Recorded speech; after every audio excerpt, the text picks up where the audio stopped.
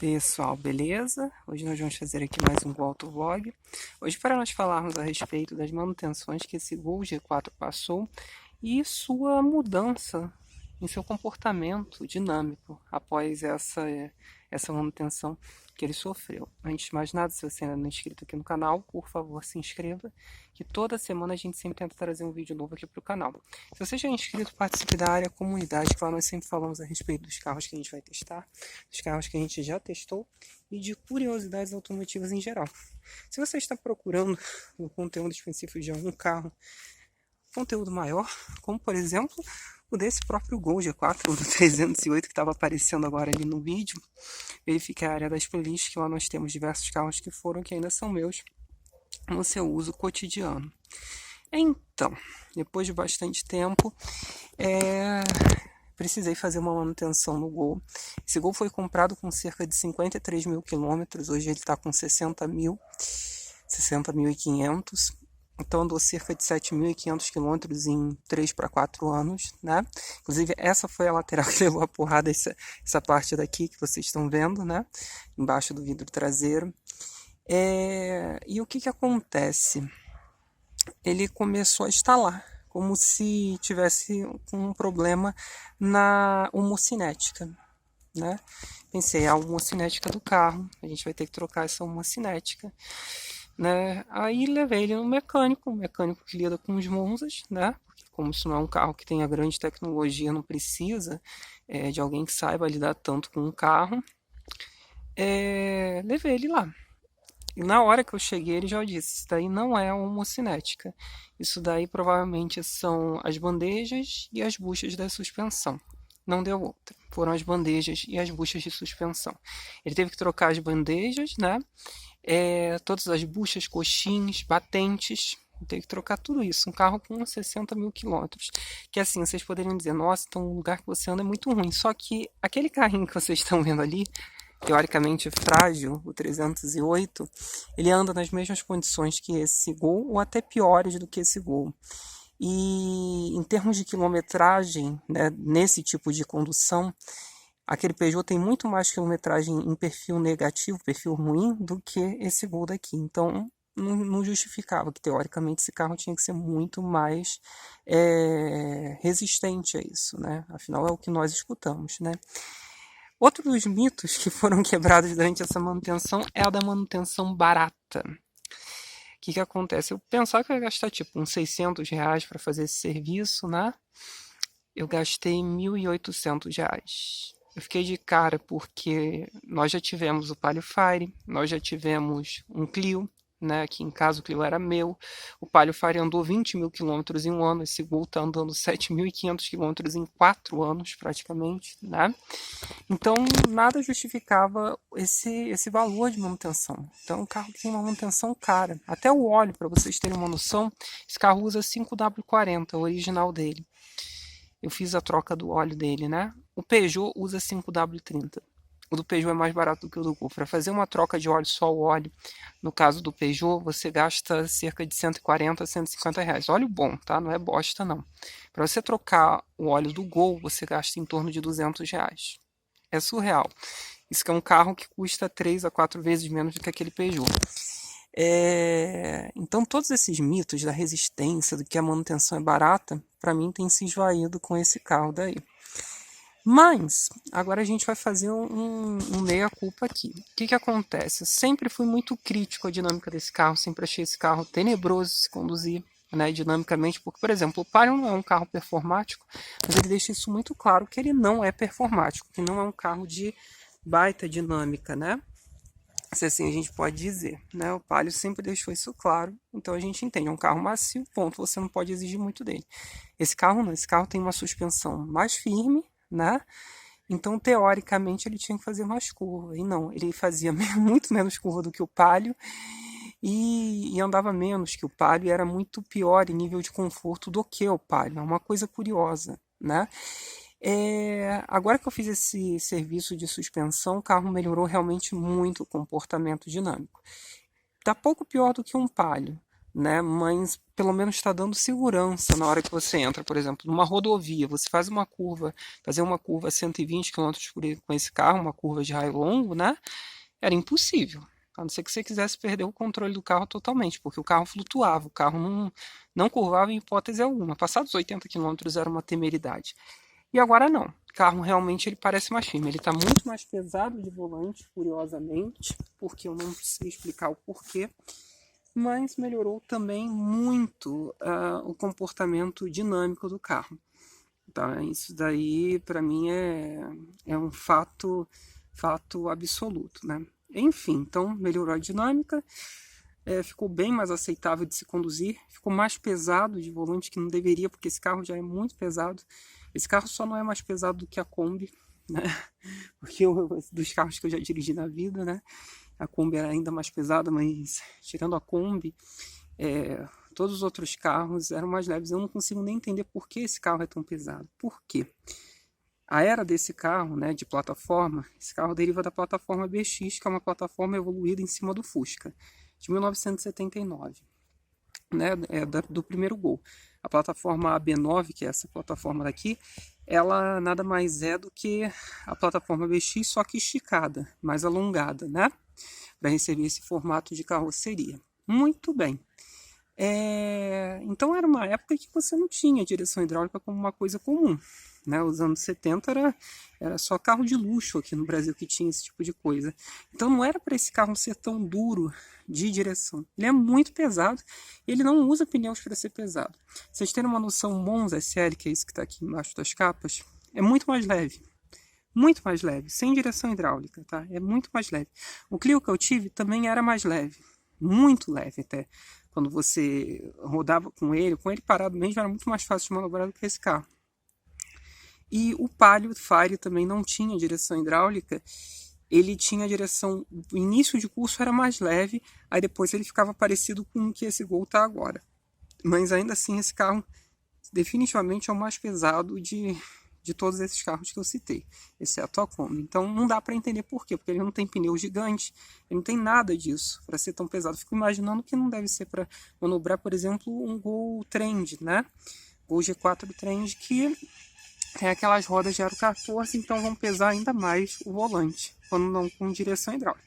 Das outras coisas que eu fiz, eu consegui achar as rodas dele, as calotas dele estavam muito feias, né? Eram originais, são difíceis de se encontrar as originais, tá? Que elas têm o desenho do Gol G5 Trend, só que com aro 13, então eu não encontrei. Na verdade, encontrei, achei um preço absurdo. Aí pesquisando, eu encontrei numa das concessionárias que esse carro passou durante a vida dele, né, que está até escrito ali Grupo Casal, que fica em São Gonçalo, no Rio de Janeiro. Eu encontrei esse jogo de aro 13, original. Eu queria original porque uma coisa que eu acho feia é calota que não é original. Se vê de longe, né? E essas ficaram muito bem nele, que são aro 13, são do Gol G5, né, da primeira versão, a versão mais simples do Gol G5, e caíram bem nele. Ficaram bonitinhas. Eu só coloquei esses enforca-gatos, tá? No início para elas aderirem, né? Conforme o carro for rodando, aí eu vou tirar esses negócios delas, né? E o preço do jogo delas foi basicamente o preço de um jogo de calotas falsas, feias. Então, para mim valeu a pena. E ficaram bonitinhas nele, não ficaram ruins não. Entenderam? Então, assim, a gente deu esse revival aqui no Gol. Esse daqui foi o lado que foi batido, né? Que teve o cara da estrada que enfiou aqui, isso amassou tudo. Inclusive, é que a gente se questiona da segurança desses carros. Se uma porrada a menos de 10 km por hora já fez essa lateral toda voltar para dentro, vocês imaginem uma porrada a 40 km por hora, que nem é uma grande velocidade que você anda num ciclo urbano, né? O carro acaba. O carro acaba. Mas enfim, então a gente colocou aqui as calotinhas, né, originais, ficaram bonitas, né? Ganhou esse negocinho da concessionária dele e tá aí. Tá tudo funcional. Assim, vamos mostrar também alguns dos serviços extras que eu fiz agora. Eu fiz algumas coisinhas a mais que para mim tava precisando. Só vou dar uma pausa e vou continuar. Continuando, eu acho que esse motor nunca esteve tão limpo na vida dele, nem quando ele saiu da fábrica. Que o mecânico deixou o carro todo limpinho e tal. Bom, dos serviços extras, né, quando estava falando, eu fiz a troca da correia dentada. A correia dentada desse carro, ela custa a faixa de R$ 200. O curioso é que uma correia dentada de um Monza custa R$ 40. Da mesma marca, Gates, tá? Gates de Monza, Gates de Gol. O Gol é bem mais caro. Não dá para entender por quê. Bom, continuando aqui, né, as críticas, R$ 190 para 40 é uma diferença considerável. Fiz a troca do óleo, como eu disse. Eu tive que trocar o anti-chama dele, que isso é um problema crônico, que aí ele começa a vazar, né? Não é vazar, ele começa a dar suor de óleo aqui em cima do cabeçote. Fica horrível. E ele estava horrível. É que eu esqueci de filmar antes de mostrar. Limpei o sistema de injeção dele, que tinha que limpar. E estava muito ruim de pegar de manhã. E aí eu descobri também dos porquês desse carro pegar mal.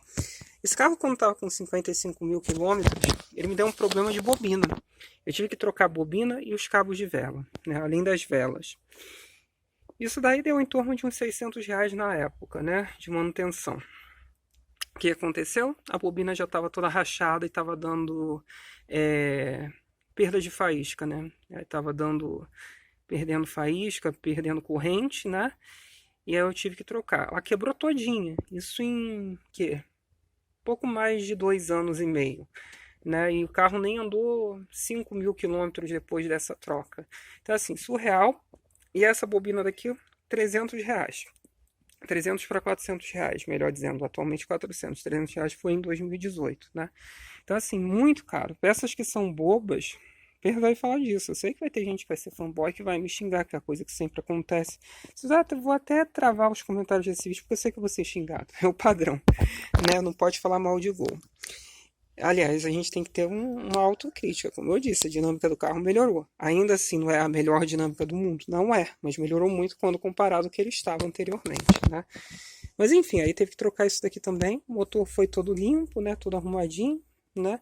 Fez a troca desses batentes aqui, né? Dos coxins. Toda essa parte dali, né? É tão engraçado que a gente consegue ver a roda lá por fora. Olha ali o amortecedor. Né? E aí ele foi todo arrumado na parte mecânica, né? Agora é só fazer a manutenção e torcer para ele não dar mais nenhum problema, porque é um carro que não tem quilometragem para isso, né? E não tinha porquê ter tantos serviços, né, para se executar. É um negócio assim meio que surreal até, porque é surreal.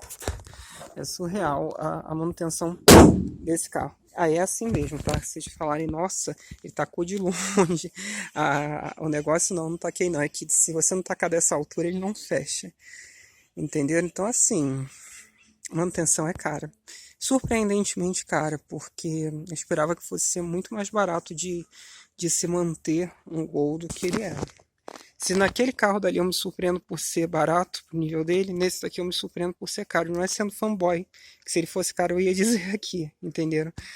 Mas esse carro surpreendentemente tem uma manutenção cara pro valor que ele tem. Eu não consigo entender o porquê ele é tão superestimado.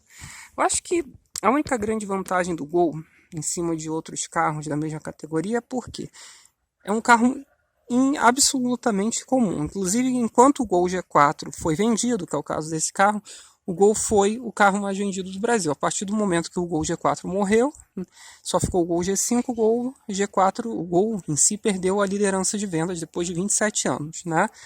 Explicando aqui, né? O carro que passou a ser mais vendido no ano seguinte, em 2014, foi o Palio, né? E em 2015, em seguinte, até hoje, é o Onix, né? Então, assim, não dá para entender. O que dá para entender assim, numa mecânica no interior, mas é interior mesmo, lá no fim do mundo, né? É um carro mais fácil de você manter. Mas não quer dizer que ele seja barato de se manter. Se você estiver num grande centro, ou como aqui, que é uma cidade mediana, né, para grande, um Clio é um carro mais barato de manter. Um Palio Fire é um carro mais barato de manter. Entenderam? Então, assim, não justifica esse superestímulo pelo Gol, né? No nível de resistência está se comprovando que não tem tanta resistência assim, né? Então, enfim, o Palio Fire resistiu 20 mil quilômetros ao meu pai e o Gol nem mal e porcamente 5 mil, né? Isso fora os assuntos da Volkswagen, né, que agora tá dando uma problemática muito grande de novo nos eixos traseiros, né, desses carros novos do Polo, com a plataforma MQB, T-Cross, Nivus, né, Virtus também, até Jetta tá dando problema em suspensão independente. Né? Então, eu acho que problema de qualidade de construção e montagem a Volkswagen sempre tem. A não ser que você seja fanboy e não queira assumir isso, né? Mas enfim, tá bonitinho, né? Tá arrumadinho. Vamos ver quanto tempo ele vai durar. Se acontecer mais alguma coisa, eu digo. Novamente eu lhes falo, a dinâmica do carro melhorou bastante. Hoje já parece um Palio Fire, nível de dinâmica da carroceria, o que não é tão ruim. Poderia ser bem melhor, poderia por ser um carro mais duro, mas já não está tão ruim quanto ele estava anteriormente, como eu dizia nos vídeos. Mas está muito, muito, muito longe de um Clio. Mas muito longe. O Clio era melhor até do que o Logan Sandero, então quanto mais de um Gol G4 dos anos 70. Tá bom, pessoal? É isso então. Espero que vocês tenham gostado de mais esse vídeo. Curtam, compartilhem, se inscrevam no canal. Se vocês têm alguma dúvida, postem embaixo com o tempo eu vou respondendo. Se vocês querem que eu teste algum carro específico, me informem aí embaixo que eu tento arranjar e falo a respeito das minhas impressões após guiar para vocês. É isso então, pessoal. Valeu!